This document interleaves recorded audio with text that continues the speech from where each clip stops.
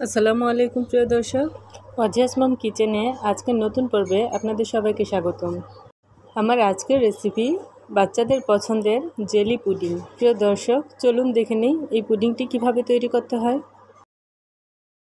এই jelly pudding তৈরির জন্য আমি প্রথমে জেলিটা তৈরি করে নিচ্ছি।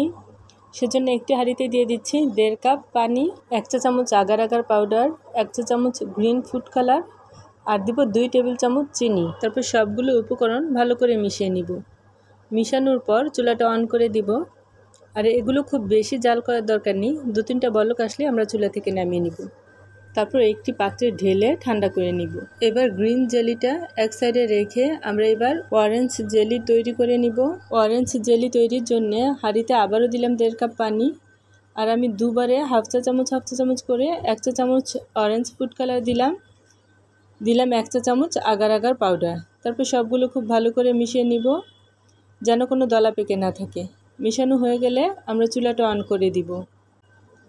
যখন বলক চলে আসবে তখন চুলা থেকে নামিয়ে একটি পাত্রে ঢেলে নিব। ঠান্ডা হওয়া পর্যন্ত অপেক্ষা করব।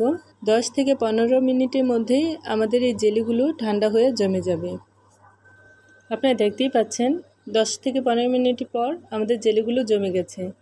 এবারে একটি ছুরি দিয়ে আমি আমার পছন্দের আকৃতি অনুযায়ী কেটে নিচ্ছি।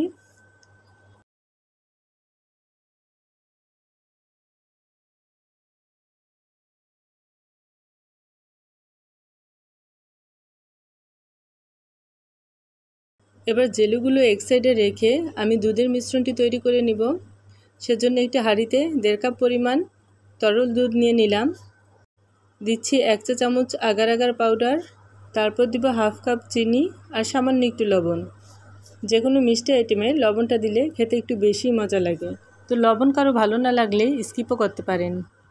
তারপর সবগুলো উপকরণ নেড়েচেড়ে খুব ভালো করে মিশিয়ে নিব, তার যেন কোনো দলা পেকে না থাকে। মেশানো হয়ে গেলে চুলাটা অন করে দিব।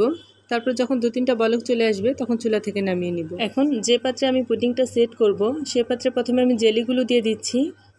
তারপর দিয়ে দিব আমাদের এই জাল করে রাখা দুধটা।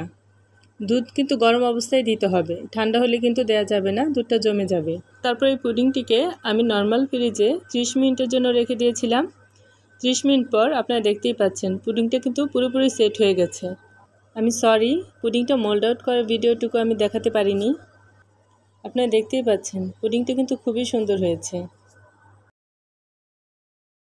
ঠান্ডা ঠান্ডা এই পুডিংটি খেতে কিন্তু খুবই মজার আর বাচ্চাদের খুবই পছন্দের। আমার বাচ্চাদের তো এই পুডিংটা খুবই পছন্দের। আপনারা অবশ্যই বাসায় একবার হলেও বানিয়ে দেখবেন আর কমেন্ট বক্সে আমাকে জানাবেন আপনাদেরটা কেমন হয়েছিল। সবাই ভালো থাকবেন। আল্লাহ হাফেজ।